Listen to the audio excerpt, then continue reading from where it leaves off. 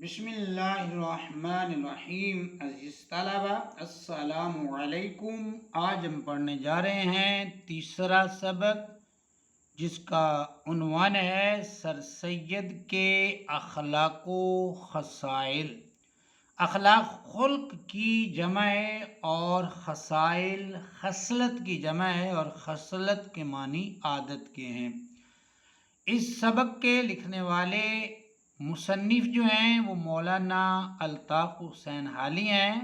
مولانا الطاف حسین حالی 1837 میں پیدا ہوئے اور 1914 میں ان کا انتقال ہو گیا، یعنی 1837 میں ان کی پیدائش ہوئی تھی اور 1914 میں ان کا انتقال ہو گیا تھا۔ تو آئیے سبق کا آغاز کرتے ہیں۔ دوستوں اور مہمانوں سے ان کا دسترخوان بہت کم خالی ہوتا تھا، یعنی کہ ان کا جو دسترخوان ہے اس پر مہمان بھی آتے تھے اور دوستوں کو بھی وہ بلاتے تھے۔ ان دونوں سے، دوستوں سے اور مہمانوں سے، ان کا دسترخوان خالی نہیں ہوتا تھا۔ جس دن کوئی مہمان نہ ہوتا وہ کھانا کھاتے وقت بشاش نہ ہوتے تھے، یعنی کہ خوش نہیں ہوتے تھے جس دن مہمان نہیں ہوتا تھا، اور جس دن زیادہ مہمان ہوتے اس دن ان کے گھر عید ہوتی تھی، خوشی کا سما، بہت زیادہ جو ہے وہ خوش ہوتے۔ کھانوں میں زیادہ تر تعدد اور تلون نہیں ہوتا تھا، کھانے زیادہ تعداد میں نہیں ہوتے تھے اور زیادہ تر ان میں تبدیلیاں بھی زیادہ نہیں کی جاتی تھی، مگر کھانا عموماً عام طور پر عمدہ ہوتا تھا، بہترین ہوتا تھا۔ اگر کسی موقع پر کھانا عمدہ نہیں ملتا تو جیسا مل جاتا تھا خوشی سے بغیر ناک منہ چڑھائے سیر ہو کر کھا لیتے تھے۔ فصل کی ترکاریاں، جو موسمی سبزیاں ہیں، ان اور فواکہ خصوصاً آم اور خربوزے نہایت مرغوب تھے، پسند تھے۔ موسمی سبزیاں شوق سے کھاتے تھے، فصل کی ترکاریاں اور فواکہ پھل کو کہتے ہیں، تو پھلوں میں آم اور خربوزے ان کو بہت زیادہ پسند تھے۔ سنا ہے کہ پہلے خوراک زیادہ تھی مگر بڑھاپے میں بہت گھٹ گئی تھی، البتہ بعد کھانا کھانے کے کوئی پاؤ سیر دودھ دونوں وقت بلا ناغہ پی لیتے تھے، بغیر ناغہ کی، یعنی کہ روزانہ کے بنیاد پر جو ہے اسے پی لیتے تھے۔ ظرافت اور خوش طبعی ان کی جبلت میں داخل تھی۔ ہنسی مذاق، ظرافت، ہنسی مذاق اور طبیعت کا خوش ہونا، خوش طبعی، حشاش بشاش ہونا ان کی جبلت کہتے ہیں عزیز طلبہ، فطرت کو داخل تھی، مگر جس طرح ان کی اور باتوں میں بناوٹ نہ تھی، رکھ رکھاؤ نہ تھا، اسی طرح ظرافت اور خوش طبعی میں مطلق تصنع نہ تھا۔ اس میں بھی جو ہے ظرافت اور خوش طبعی میں بھی بالکل بناوٹ، تصنع بھی بناوٹی کے معنی میں بالکل جو ہے وہ بناوٹ نہ تھی۔ تحریر میں، تقریر میں، بات چیت میں جو لطیفہ یا شوخی ان کو سوجھ جاتی تھی، ان کے جو ہے وہ دل و دماغ میں آ جاتی تھی، اگرچہ کیسی ہی شرم و حجاب کی بات ہو، کیسی ہی پردے والی بات ہو، ان سے ضبط نہ ہو سکتی تھی، مگر ہر ایک امر کے بیان کرنے کا خدا نے ایسا سلیقہ دیا تھا، ایسا طریقہ دیا تھا ہر چیز کو بیان کرنے کا، کہ کوئی بات تہذیب کی حد سے متجاوز نہ ہونے پاتی تھی، یعنی کہ کوئی بھی بات تہذیب کی حد سے باہر نہیں ہوتی تھی، ہر ایک بات تہذیب میں کرتے تھے، تہذیب کا پہلو جو ہے اس کو نہیں چھوڑتے تھے۔ مطالعہ کی عادت ابتدا سے ان کی رفیق کار رہی، ان کے ساتھ رہی۔ سر سید کا مطالعہ نہ صرف دل بہلانے یا عبارت کا لطف اٹھانے کے لیے ہوتا تھا اور نہ کتاب دانی کی غرض سے، جیسا کہ مدرس، استاد اور طلبہ اور شاگرد کتاب کے ایک ایک لفظ اور جملے اور تراکیب پر غائر نظر کرتے ہیں، گہری نظر ڈالتے ہیں، بلکہ ان کا مطلب صرف مصنف کے خیالات سے اطلاع حاصل کرنا ہوتا تھا۔ وہ صرف مصنف کے خیالات کو جاننا چاہتے تھے یا خیال کو سامنے رکھتے تھے۔ جو بات کتاب میں ان کے کام کی ہوتی تھی اس پر پینسل سے نشان کر دیتے تھے، اور اگر کوئی مضمون کسی اخبار میں کام کا ہوتا تھا اس ورق کو الگ کر کے اپنے اخبار کی فائل میں جو ہر وقت سامنے رکھا رہتا تھا چسپاں کر دیتے تھے۔ خطوں کا جواب دینے میں وہ نہایت فیاض تھے۔ مولانا علی کہتے ہیں سر سید احمد خان خطوں کے جواب دینے میں بڑے سخی آدمی تھے۔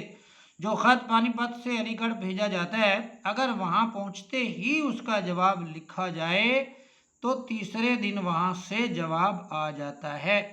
مجھے یاد نہیں پڑتا، علی کہتے ہیں مجھے یاد نہیں پڑتا کہ میرے خط کا جواب چوتھے دن آیا ہو یا بالکل نہ آیا ہو۔ جبکہ ان کا برتاؤ ہم لوگوں کے ساتھ یہ تھا تو دیکھنا چاہیے کہ اپنے خاص دوستوں اور ہم سروں اور ہم رتبہ لوگوں کے ساتھ کیسا ہوگا۔ ان کے جو ہم عصر لوگ ہیں، ان کے ہم رتبہ، ان کے مقام کے لوگ جو ہے تو ان کے ساتھ مولانا علی کہتے ہیں پھر ان کا جو ہے وہ برتاؤ کتنا جو ہے وہ بہترین ہوگا۔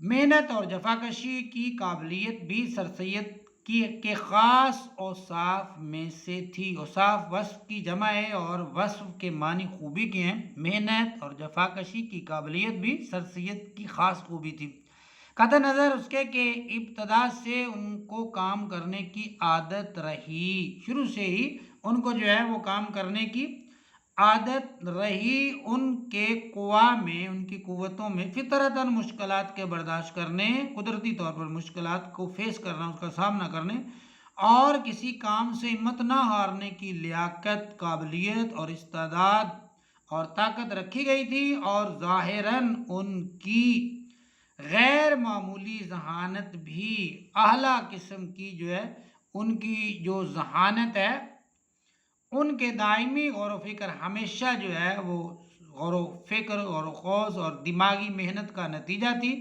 کیونکہ بچپن میں جیسا کہ خود سر سید کے بیان سے معلوم ہوا ہے وہ با اعتبار ذہانت و جودت کے، قابلیت کے معنی جودت، اپنے ہم چشموں ہم مرتبہ میں سے کچھ زیادہ امتیاز نہ رکھتے تھے، یعنی کہ زیادہ ان کو جو ہے برتری یا سبقت نہیں تھی جو ان کے ہم مرتبہ لوگ تھے ان میں، مگر چونکہ انہوں نے اپنے تمام قوا سے جو خدا تعالی نے ان کے نفس میں ودیت کیے تھے، ان کی ذات میں جو ہے وہ عطا کیے تھے، پورا کام لیا تھا، اور اس لیے ان کے ذہن و حافظہ اور عقل کو جلا ہو گئی تھی۔ ان کا ذہن و حافظہ اور عقل جو ہے وہ تیز ہو گئی تھی۔ آگے مولانا علی کہتے ہیں ولایت میں خطبات احمدیہ کے لکھنے میں انہوں نے 1.5 برس برابر ایسی محنت شاقہ کی، ایسی سخت محنت کی جس سے آخر کار ان کے پاؤں میں ایک مرض پیدا ہو گیا جو آخر دم تک زائل نہیں ہوا، جو آخری دم تک مرد دم تک جو ہے وہ جو ہے ان کے ساتھ ہی رہا، ختم نہیں ہو سکا۔ جس زمانے میں سائنٹیفک سوسائٹی کا مکان بنوا رہے تھے، سخت گرمی کا موسم تھا، شام تک لو چلتی تھی اور کچہری سے آ کر خس کی ٹٹی اور پنکھا چھوڑ کر سیدھے سوسائٹی پہنچتے تھے اور ظہر اور مغرب کی نمازیں وہیں پڑھتے تھے۔ خس کی ٹٹی جو ہے سوکھی گھاس کا چھپر یا پردہ بنا لینا، ایک شعر بھی میں نے کسی دور میں پڑھا تھا، یہ کہ ٹٹی کی آڑ میں وہ کھیلتے ہیں شکار، منہ کو چھپائے رکھتے ہیں اپنے نقاب میں۔ تو اس کا حوالہ اگر آپ کسی کو کہیں پر ملے تو میرے ساتھ ضرور جو ہے وہ شیئر کیجئے گا۔ وہ ہمیشہ جب کام سے خالی ہوتے تھے ہنسی دل لگی اور دوستوں کی صحبت سے اپنے دل کو خوش کرتے تھے۔ بچوں سے، بوڑھوں سے، جوانوں سے، دوستوں سے، ملازموں سے ہنسی اور چغل کیے بغیر نہ رہ سکتے تھے۔ یہی زندہ دلی تھی جو ان سے سخت محنت کراتی تھی، اور تھکاوٹ اور ماندگی اور ملال مایوسی و کلال کو کبھی پاس نہ آنے دیتی تھی۔ थकान और मांदगी, थकावट जो है और मलाल जो है और कुलाल जो है, मायूसी है, वो उनके पास नहीं आती थी। बाज़ औक़ात उनके मतहत या मुलाजिम जिनसे बेतकल्लुफ़ी थी उनको ऐसा जवाब देते थे जिससे उन्हें शर्मिंदा होना चाहिए था, मगर वो कभी बुरा ना मानते थे बल्कि खूब कहकहे लगाते थे और खुश होते थे। गर्जे के सर सैयद ने ताबा मकदूर जहाँ तक हो सका कभी रंजो गम को पास नहीं आने दिया। बैरो निजात बाहर के इलाके, आबादी में, जंगल में, जहाँ कहीं हुए, उन्होंने अपनी खुशी और दिल लगी का कुछ सामान ज़रूर मुहैया कर लिया। वो अपनी बातों से न सिर्फ बड़ों को बल्कि बच्चों को भी तस्खीर कर लेते थे, उनके दिल में भी वो जगह बना लेते थे। यहाँ तक कि जो वहशत बच्चों को बूढ़ों की सोबत से होती थी वो उनमें बाकी ना रही थी। यानी कि वो सिर्फ बड़ों को ही तस्खीर नहीं करते थे, वो बच्चों को भी तस्खीर कर लिया करते थे। बच्चे भी जो है उनके गर्विदा हो जाते थे। रास्तबाजी और वो तमाम औसाफ जो एक रास्तबाज आदमी में होने ज़रूरी हैं। रास्तबाजी सच्चाई को कहते हैं और वो तमाम औसाफ जो है वो वस्फ की जमा है और वस्फ के मानी खूबी के हैं। वो तमाम खूबियाँ जो एक रास्तबाज, एक सच्चे आदमी में होना ज़रूरी हैं, जैसे सिद्को, मवद्दत, सच्चा खलूस, हमीयत, गैरत, दलेरी और आज़ादी वगैरह उस शख्स की खसूसियात में से थे। उस शख्स ने अगर सच पूछिए तो अपनी आज़ादाना तहरीरों से उर्दू लिटरेचर में आज़ादी और सच्चाई की बुनियाद डाल दी। उसने लोगों को मजबूर किया कि सच बात कहने में किसी की तानो मलामत से न डरें। जो बात उसको हक मालूम हुई उसके कहने में कभी इस बात का ख्याल नहीं किया कि दुनिया में कोई दूसरा शख्स भी इस बात में उनके साथ इत्तिफाक करने वाला है या नहीं। सर सैयद को कोई बात इससे ज़्यादा शाक नहीं गुजरती थी, उनके लिए जो है वो मुश्किल नहीं होती थी कि उन पर रास्तबाजी के खिलाफ कोई इल्ज़ाम लगाया जाए कि ये शख्स फिल वाक़े रास्तबाजी को अपना दीनो ईमान समझता था। सर सैयद जैसे खुद रास्तबाज थे, सच्चे आदमी थे, इसी तरह रास्तबाजी की दिल से कदर करते थे। दूसरे मोहब्बत और इल्तिफात का मादा, तवज्जो का मादा जो है सर सैयद में मामूली आदमियों से बहुत ज़्यादा था। आम आदमियों की बनिस्बत उनमें जो है ये चीज़ जो है वो ज़्यादा थी और इसीलिए उनके तमाम ताल्लुकात में मोहब्बत का ज़हूर बदरजा गायत पाया जाता था, बहुत ज़्यादा जो है वो पाया जाता था। सर सैयद को हमेशा अपने कुनबे के साथ हद से ज़्यादा लगाव रहा है, अपने ख़ानदान के साथ जो है वो लगाव बहुत ज़्यादा रहा है। भाई की मौत का सदमा, दुख जो है उनको 20 बरस तक नहीं भूला। सुना है कि उनके अजीज़, उनके जो रिश्तेदार हैं, उनके सामने भाई का जिक्र इसलिए नहीं करते कि उनका दाग ताज़ा हो जाएगा। बहुत मुद्दत के बाद उनकी भतीजी के मुंह से बाप का कुछ जिक्र निकल गया था। सर सैयद की हालत ऐसी मुतगय्यर हुई, ऐसी तब्दील हुई कि गोया आज ही भाई का इंतकाल हुआ है। अपनी वालदा के साथ जैसी उनकी वाबस्तगी थी ऐसी बहुत ही कम सुनी गई है, और जैसी कि वो जवानी में इताअत व फरमा बरदारी करते थे और उनके गुस्से और खफगी को बर्दाश्त करते थे, उनकी नाराज़गी को बर्दाश्त करते थे, इसी तरह बच्चे भी अपने माँ बाप का कहा नहीं मानते। अपने वतन के साथ हर शख्स को अमूमन उल्फतो मुवासनत होती है, उन्स होता है, लगाव होता है, मोहब्बत होती है। अपने वतन से किसको मोहब्बत नहीं है, हर एक को होती है, मगर सर सैयद की मोहब्बत अपने वतन के साथ अजीब तरह की थी। गो बाज़ाहिर सर सैयद ने दिल्ली हमेशा के लिए छोड़ दी थी। उनके आर्टिकलों में या स्पीचों और लेक्चरों में या प्राइवेट ख़तों में जहाँ कहीं दिल्ली का जिक्र आ गया उनका दिल उमड़े बगैर नहीं रहा। परेशान होते थे, उनका दिल भर आता था। अगर गौर करके देखा जाए तो सर सैयद के दिल में कौम की भलाई का ख्याल और कौमी हमदर्दी का जोश ہمدردی کا جوش زیادہ تر دلی ہی کی تباہی اور بربادی نے پیدا کیا۔ سر سید جیسے ذکی الحس حساس آدمی کے لیے یہ انقلاب ایک تازیانہ تہکڑا تھا۔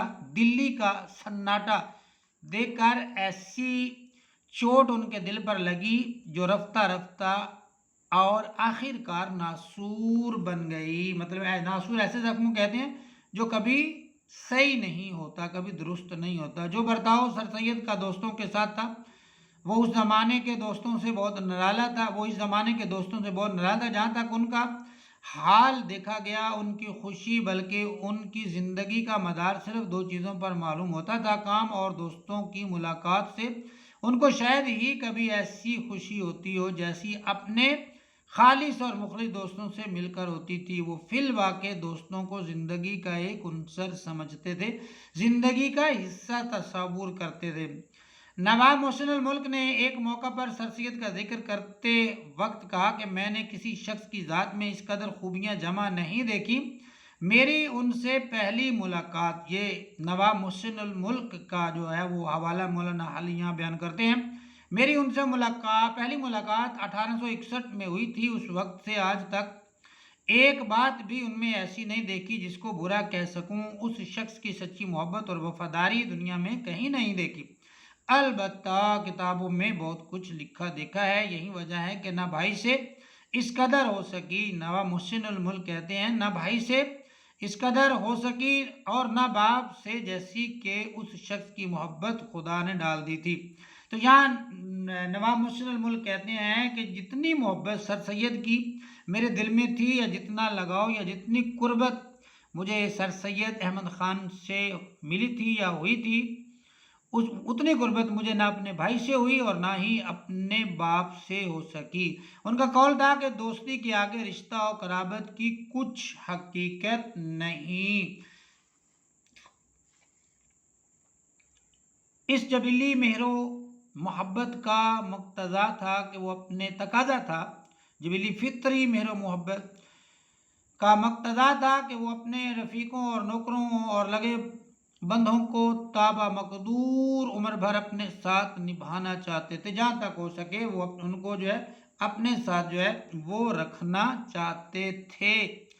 جس شخص کے قدم ان کے ہاں جم گئے، پھر نہ وہ اس کو اپنے پاس سے جدا کرنا چاہتے تھے اور نہ وہ ان سے جدا ہونا چاہتا تھا۔ اول تو وہ کسی کی شکایت سنتے نہ تھے، اور اگر کوئی کسی ملازم کی کوئی شکایت کرتا تھا تو اس کا کچھ اثر نہ ہوتا تھا۔ ان کے ایک قدیم ملازم کی لوگوں نے ان سے بارہا شکایت کی، کئی مرتبہ جو ہے اس کی سر سید احمد خان سے جو ہے وہ شکایت کی گئی، مگر وہ کسی طرح ان کے دل سے نہ اترا۔ ہمیشہ ان کا معتمد علیہ، قابل اعتماد اور سفر میں اور قیام میں ان کے ہمراہ رہا اور آخر انہی کی رفاقت میں مر گیا۔ اس کا انتقال بھی سر سید احمد خان کی رفاقت ہی میں ہو گیا۔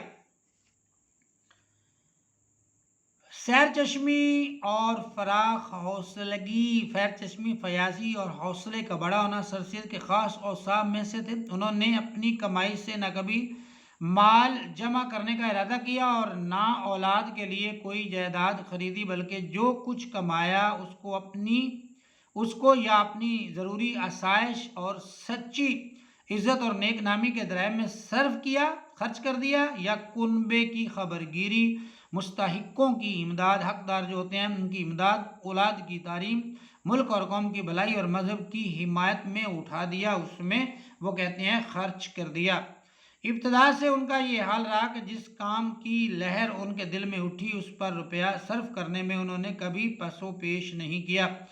جو دل میں ان کے خواہش پیدا ہوئی اس پر جو ہے انہوں نے روپیہ خرچ کرنے میں دریغ نہیں کرتے تھے۔ وہ اپنے کھانے پہننے کے اخراجات میں تنگی کر سکتے تھے اور کرتے تھے، مگر اپنے شوق کے کاموں میں انہوں نے کبھی مضائقہ نہیں کیا، اس میں کبھی حرج نہیں آنے دیا۔ جس کتاب کی ان کو تلاش ہوتی، اگر وہ 20 گنی قیمت پر بھی ملی تو اس کو لیے بغیر نہیں چھوڑا۔ مستحقوں کی امداد و دستگیری کرنے کی بھی ان کی نسبت بے شمار مثالیں سننے میں آئی ہیں۔ سر سید کی جمع مردی اور فیاضی صرف اسی میں محدود نہ تھی، بلکہ ان کی مثال ایک پھلدار درخت کی سی تھی جو اپنے پھل سے، اپنے سائے سے اور اپنی لکڑی سے غرض کے ہر طرح سے مخلوق کو فائدہ پہنچائے، ہر طریقے سے جو ہے وہ مخلوق خدا کو فائدہ پہنچائے۔ غریب پیشہ وروں اور مزدوروں کے ساتھ جو فیاضانہ برتاؤ اس شخص کا تھا، اس کا ایک ادنا ثبوت یہ ہے کہ جب سے وہ مستقل طور پر علی گڑھ میں مقیم ہوئے،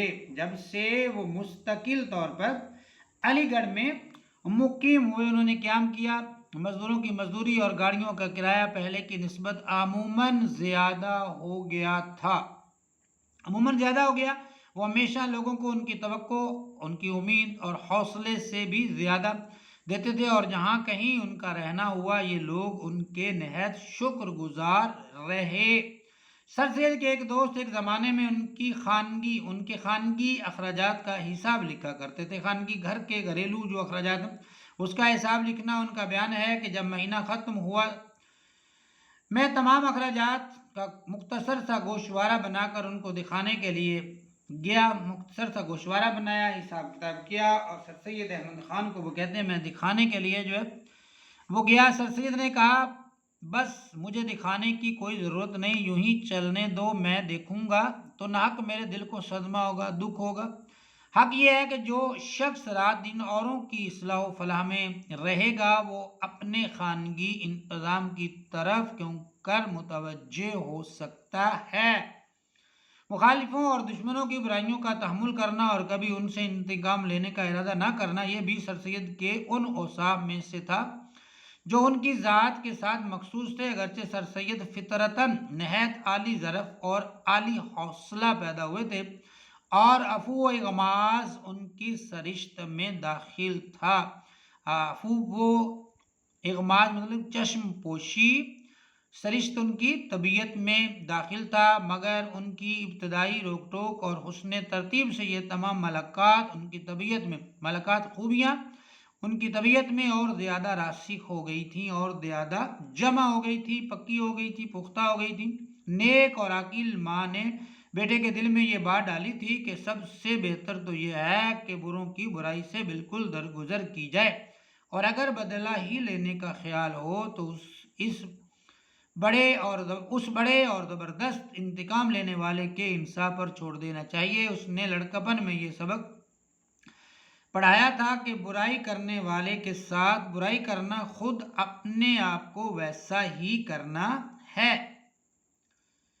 سر سید کو اس وجہ سے کہ وہ مسلمانوں کی دنیاوی ترقی کے لیے کوشش کرتے تھے، امراء سے ملتے تھے، حاکمان وقت سے میل جول رکھتے تھے اور دنیا داروں کی سی زندگی بسر کرتے تھے، کہا جا سکتا ہے کہ وہ دنیا دار ہیں، لیکن ان کی حالت پر نظر کرنے سے بمشکل ان کو عرفی معنوں میں دنیا دار کہہ سکتے ہیں۔ دوسرے معنوں میں وہ کہتا ہے ان کو مشکل سے ہی دنیا دار جو ہے وہ کہا جا سکتا ہے، مشکل سے، کیونکہ ان کی طبیعت اور مزاج کچھ اور طرح سے تھا۔ یہ شخص اپنے فرائض کے سوا جن کو وہ اپنے اوپر لازم سمجھتا تھا در حقیقت کسی چیز سے تعلق نہ رکھتا تھا، باوجود وہ قطعی مایوسی کے جو اس کو مسلمانوں کی طرف سے تھی، اور جس کو وہ اکثر پرائیویٹ صحبتوں میں نہایت افسوس کے ساتھ ظاہر کرتا تھا۔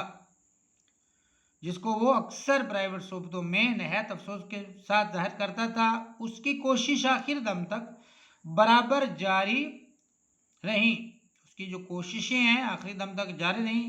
یہ اسی کی ہمت اور اسی کا حوصلہ تھا جو اسی کی ذات پر ختم ہو گیا۔ وہ ان لوگوں میں سے نہ تھا جو لوگوں کو دنیا سے نفرت دلاتے ہیں اور خود مال و دولت جمع کرتے ہیں، بلکہ وہ شخص تھا جو ایک امید موہوم پر، ہلکی سی، تھوڑی سی فرضی امید پر کہ شاید قوم دنیاوی ذلت سے نکلے، اپنا دھن، تن، من سب قوم پر قربان کر گیا۔ عزیز طلبہ، اس کا جو ماخذ ہے وہ ہے حیات جاوید۔ تو اس کے ساتھ ہمارا آج کا یہ سبق مکمل ہوا۔ ملتے ہیں انشاءاللہ اگلے سبق کے ساتھ۔ تب تک اپنا بہت سا خیال رکھیے گا۔ اللہ حافظ۔